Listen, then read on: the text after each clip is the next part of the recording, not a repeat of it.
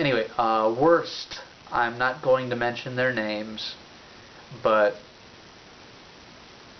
through the mail, a 1960s outfielder who called me, not the other way around. I have never called a ball player unless they ask me to call them. But this was actually in relation to my Steve Dalkowski book, and this guy was really, he could have been a lot better. Let's just put it that way. And if you must know who he is, ask me on Guru Baseball Autographs or Baseball TTM Autographs, because I'm not going to say it here. Now, the other worst is the worst in person. Actually came at a paid signing with a very short line. A pitcher who pitched with both the New York Yankees and the New York Mets. My father saw his last ever Major League win, which came with the New York Mets. Had the scorecard and everything. And his response was to viciously mock my father as a Mets fan. Well, he's deceased, and that's the only reason I'm not mentioning his name. Because you can mess with me all you want, but you mess with my dad, I'm sorry, but that really knocks you down a peg, in my opinion. And actually, I know a couple of his teammates from the minor leagues. They were actually pretty horrified, and they kind of figured, my God, was he having a bad day or something? And you don't know if he was or wasn't. And again, that's another reason why I'm not going to name him. Jeremy Reese asked for a bio on me and my father. My father's been a baseball fan since 1952, New York Giants fan, and he actually went to his first game, which was a Dodger-Giant game at the Polo Grounds on September the 2nd, 1954. Carl Erskine went for the Dodgers. Ruben Gomez went for the Giants. Ruben Gomez got the win. Erskine did pretty well. Unfortunately, his fielders did not do well. He allowed 6 runs, but only 3 were earned, I think. And then the Dodger relievers were just pounded. I think the Giants scored 13 runs in that game. That's purely from memory.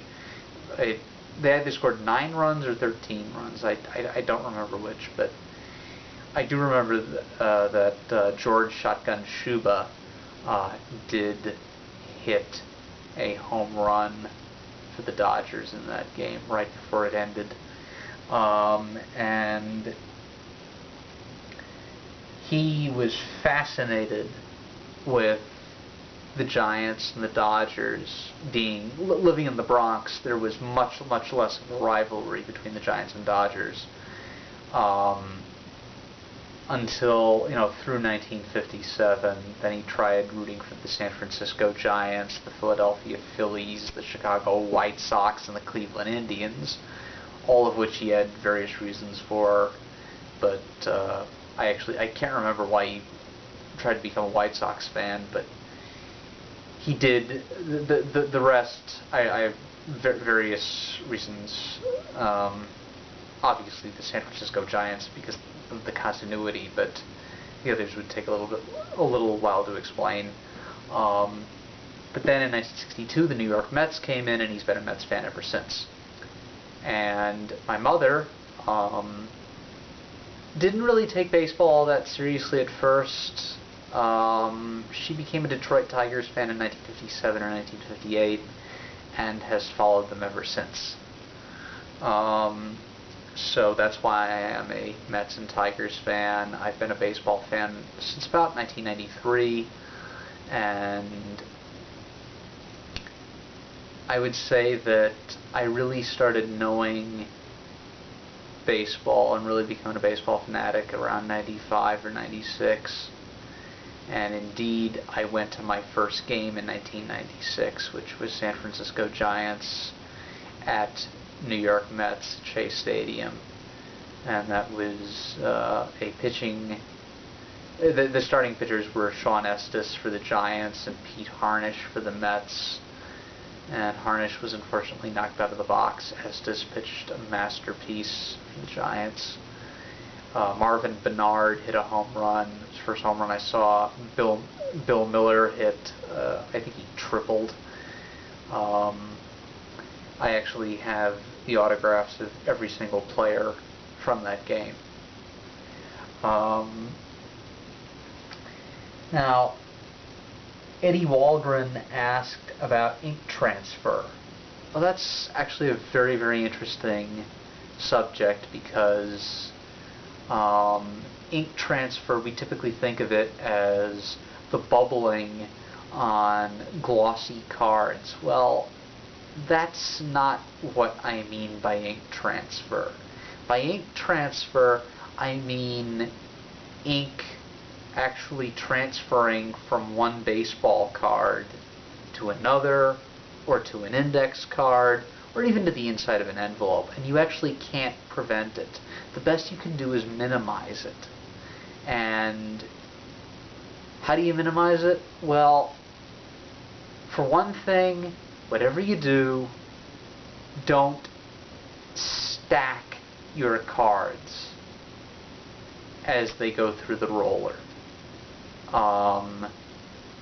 Try and just I actually or have them back to back. I only send 2 cards at most at a time, but I will actually ask the player in the letter if he could take the cards and put them back to back. And every single time I've gotten, they've been fine with that. Because if you check, even if you do have a team bag, by the way, you will often find that if you have cards that are perfectly stacked, that ink will transfer from the front of one card to the back of another, and that looks really ugly. Now, how do you minimize that with index cards? First off, change your index cards often. Don't repeatedly use them, as tempting as that is. And because every time you use an index card, there will be a little bit of ink transfer. And the more you use it, the more it builds up. So retire the index card after one trip.